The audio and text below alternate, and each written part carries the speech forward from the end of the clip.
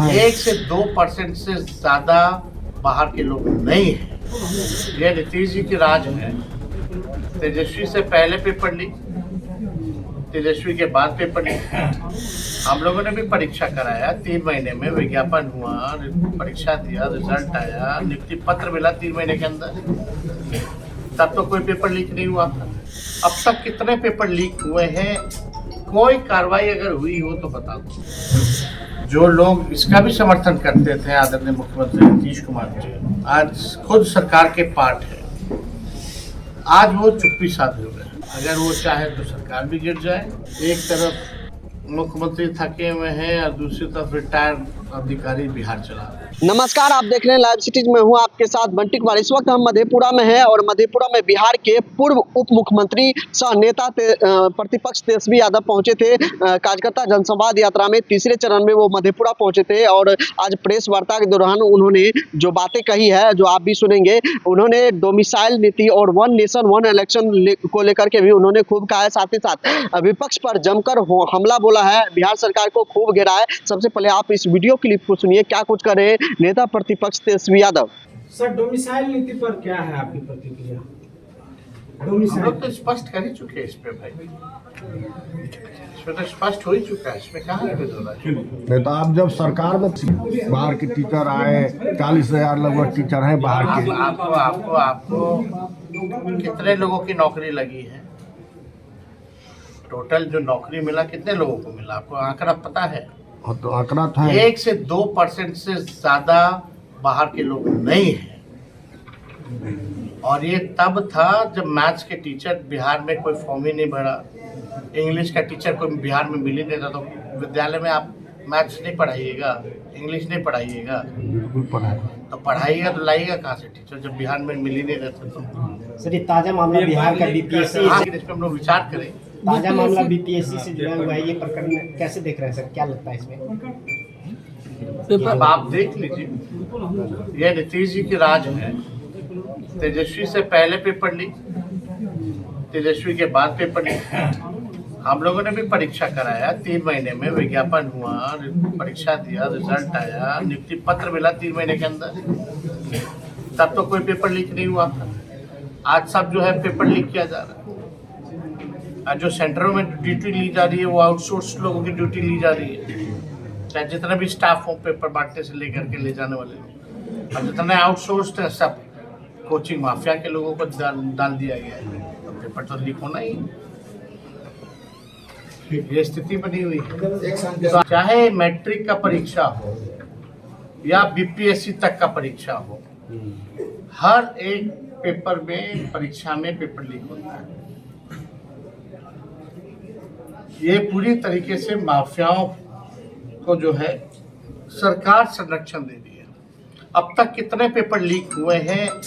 कोई कार्रवाई अगर हुई हो तो बता दो। किसी भी मंत्रियों पर या अधिकारियों पर, किसी पर भी। और जितने पेपर लीक के मामले हैं, एक ही जिले से तार के जुड़ा हुआ है। ये भी जांच का विषय है, लेकिन सरकार जो है खामोश है। अद्भुत है ना कि मुख्यमंत्री हर एक विषय पे चुप रहते हैं। कभी मुख्यमंत्री बोलते ही नहीं है कोई इशू पर। उनका टेप रिकॉर्डर सब बोलता रहता है। उससे क्या लेना देना बिहार को? उसको बनाया क्या मुख्यमंत्री जो टेप रिकॉर्डर है? जो मुख्यमंत्री है वो आके सामने जवाब देना। आप मेंबरशिप भी चलाए थे और अभी कार्यकर्ताओं से मिल भी रहे हैं, आपके पार्टी कार्यकर्ता जैसे, तो आप सेटिस्फाई हैं अपने मेंबरशिप से और जो कार्यकर्ताओं का? देखिए, हम लोगों ने 3 महीने पहले ही, समय शेड्यूल के 3 महीने पहले ही हम लोगों ने इसकी शुरुआत की है। और बीच में कई जगह चुनाव भी थे, पर्व त्योहार भी था, और अभी भी पैक्स का चुनाव भी था। सब लोग उलझे हुए, अभी समय है, धीरे धीरे पिक करेंगे इसको। आप रिस्पांस से संतुष्ट हैं? जो आपको लग रहा था जिस तरह का रिस्पांस मिलेगा इस देखिए, लोग कहीं सबसे ज्यादा देखिए ताकत तो राष्ट्रीय जनता दल की। संगठन मजबूत है ना, जिला में संतुष्ट है ना आप? हम आगे तक हम लोग पूरी तरीके से मजबूत नहीं हो जाते। तेजस्वी कार्यकर्ता से मिल रहे हैं, जनता से कब मिलेंगे? तो हम लोग हमेशा मिलते हैं, क्यों नहीं मिलते हैं? जो जनसभा लालू यादव की देखने को मिलती थी तो हम लोग तो अब कम किए हैं क्या जनसभा? मधेपुरा जैसे इलाके में नहीं नजर आती। होगा होगा, समय समय पे हुआ था। अभी पिछले बार तो हम जन विश्वास यात्रा में आए थे। ये सारा काम जो है उन्हीं के फीडबैक के अनुसार जो है हम लोग भी तैयारी कर रहे हैं और अपने विजन में इसको भी इंक्लूड किया जा रहा है। लोगों की अपेक्षा भी होती है जानने की कि भाई अगर आपको मौका मिलेगा, जनता सुनना चाहती है, आप क्या कीजिएगा। हम लोगों का प्रयास है कि बिहार को किसी भी प्रकार से जो है अव्वल राज्यों में ले जाना है। और नीति आयोग के सूचकांक में देखिएगा, पलायन हो, बेरोजगारी हो, बिहार जो है इसमें अव्वल नंबर पे जो है आता है। सबसे ज़्यादा बेरोजगारी, पलायन जो है बिहार में है। और हम लोग घूम कर के यही असली जड़ जो है गरीबी, बेरोजगारी, महंगाई, पलायन, ये बड़ा इशू है। 17 महीने हम लोगों ने सरकार में रहा तो इस दिशा में हम लोगों ने काम भी किया। जो स्वयं सहायता समूह थे उन सबके मानदेय को भी हम लोगों ने जो है बढ़ाया था। चाहे तालमी मरकज हो, विकास मित्र हो, टोला सेवक हो, आशा, ममता, आंगनबाड़ी, सभी लोगों के मानदेय को हम लोगों ने दुगुना किया। ये सामाजिक न्याय के साथ साथ आर्थिक न्याय का भी जो है हम कहेंगे कि दौर है। और इस आर्थिक न्याय के दौर में महंगाई से लोग जो परेशान हैं, लेकिन डबल इंजन की सरकार जो है इस पर कभी चर्चा नहीं करती। बिहार को लेकर के सारा वोट एनडीए लेके जाती है, लेकिन कभी भी जो है बिहार के लिए स्पेशल कुछ नहीं किया। चुनाव के समय बात कही जाती है बिहार को विशेष राज्य के दर्जे को देने की, लेकिन सरकार बनते ही जो है इसको मना कर दिया जाता है।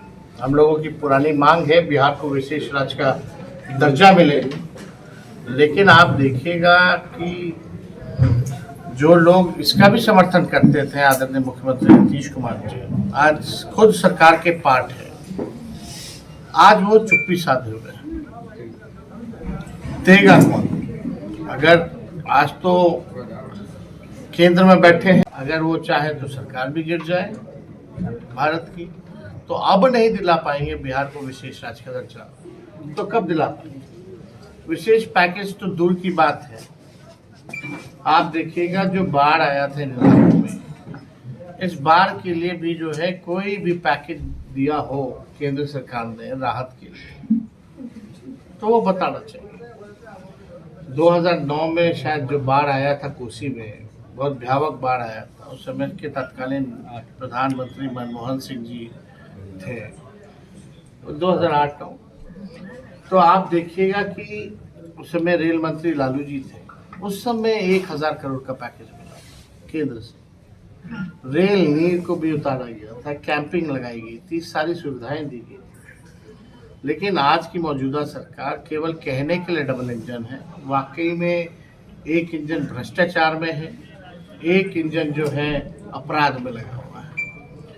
लॉ एंड ऑर्डर का क्रिमिनल डिसऑर्डर हो चुका है। बिहार में इंफ्रास्ट्रक्चर का फ्रैक्चर हो चुका है, पुल पुलिया गिर रहा है, बांध में चूहा खा जा रहे हैं, भ्रष्टाचार का खेल हो रहा है। मुख्यमंत्री जी हर एक मुद्दे पे गायब है। बीपीएससी का इशू हो, नौजवानों का इशू हो, कहीं भी वो नजर नहीं आ रहा। चाहे विधानसभा हो, वहाँ एक शब्द भी इस सत्र में, पिछले वाले सत्र में एक शब्द दोनों सदनों में भी नहीं कहा। अब सुनने में आ रहा है यात्रा में निकलने वाले थे, शायद स्थगित हो गया या आगे बढ़ा दिया गया डेट, अब वो जाने। लेकिन हमने सवाल भी खड़ा किया था, मुख्यमंत्री को अपने ही जनता से मिलने के लिए 2 अरब 25 करोड़ 78 लाख रुपए चाहिए 15 दिन के लिए।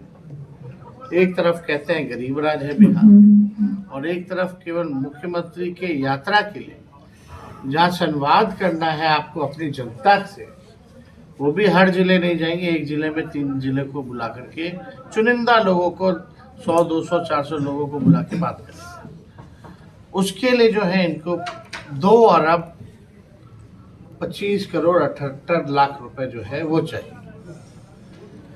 ये जो भी यात्रा, जो भी डिज़ाइन है, ये अधिकारियों की लूट की छूट की यात्रा है। और बिहार की जनता जानती है कि मुख्यमंत्री थक चुके हैं, एक तरफ मुख्यमंत्री थके हुए हैं और दूसरी तरफ रिटायर्ड अधिकारी बिहार चला रहे हैं। एक तरफ थका हुआ मुख्यमंत्री, एक तरफ रिटायर्ड अधिकारी। तो बिहार जो है, नीतीश कुमार जी के पास अब कोई विजन नहीं है, रोड मैप नहीं है कि बिहार को हम आगे कैसे बढ़ाएं।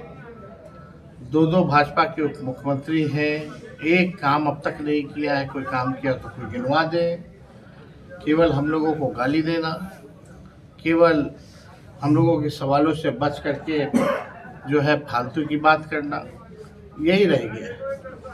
तो इस क्रम में हम लोग जो है, कोशिश है कि सब जिलों जा कर के हम लोग जो है लोगों की सुनेंगे, समस्या जो है कार्यकर्ता वो बताएंगे, और इसके बाद में तो हम लोग जनता के बीच जाएंगे ही जाएंगे।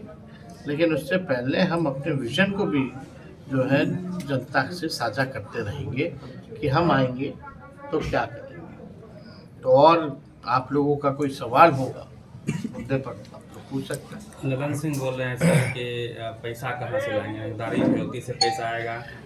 चाचा तो पहले कहते थे संभव है 5 लाख नौकरी देना, अब कैसे संभव हो गया 17 महीने में। ललन सिंह जी अगर ये बात कह रहे तो उनको बताना चाहिए 2 अरब 25 करोड़ 78 लाख रुपए खाली 15 दिन के मुख्यमंत्री की यात्रा के लिए कहाँ से आ रहे हैं। शाहनवाजी बोले हसीन सपने दिखा रहे हैं। क्या वन नेशन वन इलेक्शन जो है वो, देखिए, जो संवैधानिक ढांचा है इस पे प्रहार है। क्षेत्र के मुद्दे को जो है गौन हो जाएगा।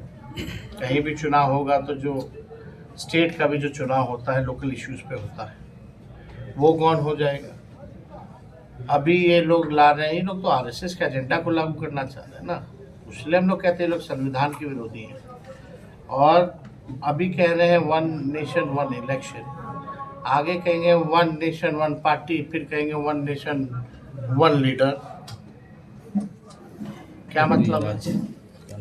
पता चलेगा बाद में कहेंगे कि अब असेंबली का चुनाव की जरूरत ही नहीं है, नॉमिनेटेड सीएम और गवर्नर दे दो। ये बीजेपी के लोग जो हैं रियल इश्यूज पे बात नहीं करते। खर्चा बचेगा तो प्रधानमंत्री कितना खर्च करते हैं विज्ञापन, इलेक्शन से ज्यादा तो विज्ञापन में ना खर्च करते हैं भाई।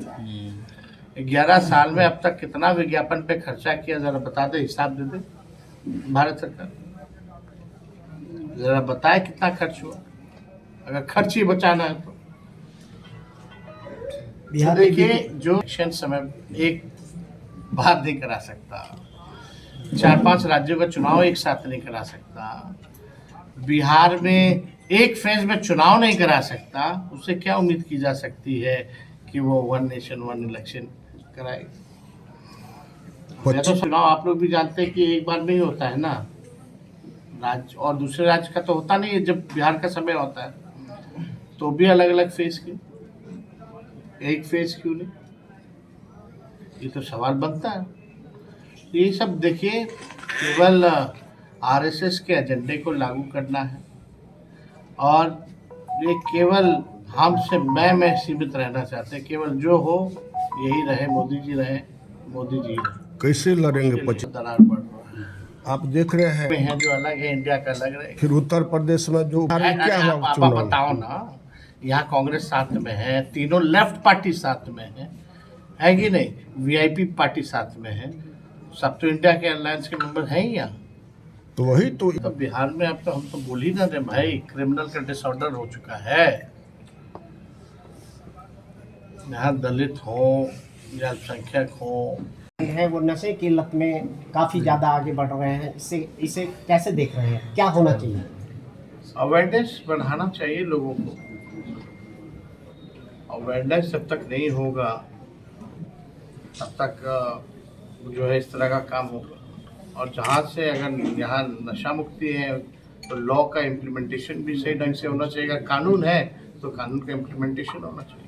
जैसे की सरकार आएगी तो इसको कैसे देखा जाएगा? भाई हम लोग तो अगर कोई भी लॉ अगर बनाएंगे तो उसका इम्प्लीमेंटेशन में हम लोग 100% लगेंगे। तो आपने सुना किस तरह से नेता प्रतिपक्ष तेजस्वी यादव जो है विपक्ष पर जोरदार हमला बोला है। साथ ही साथ उन्होंने वन नेशन वन इलेक्शन को लेकर के भी खूब कहा है और साथ ही साथ बीपीएससी में लगातार हो रहे पेपर लीक मामले को लेकर के उन्होंने कहा है कि ये तो होता ही रहेगा, क्योंकि चाहे मैट्रिक का एग्जाम हो या इंटर का एग्जाम हो, पेपर लीक बिहार में होता ही रहा है और होता ही रहेगा, चूंकि नीतीश कुमार हैं। और उन्होंने जो है वन नेशन वन इलेक्शन को लेकर के और डोमिसाइल नीति को लेकर के भी कहा कि हम लोग प्रस्ताव रखे हैं, आगे जो होगा वो देखा जाएगा। तो बहरहाल कहीं मजे देखते रहे। कैमरा पर्सन दुर्गेश के साथ Bunty Kumar, live cities media, Madhepura.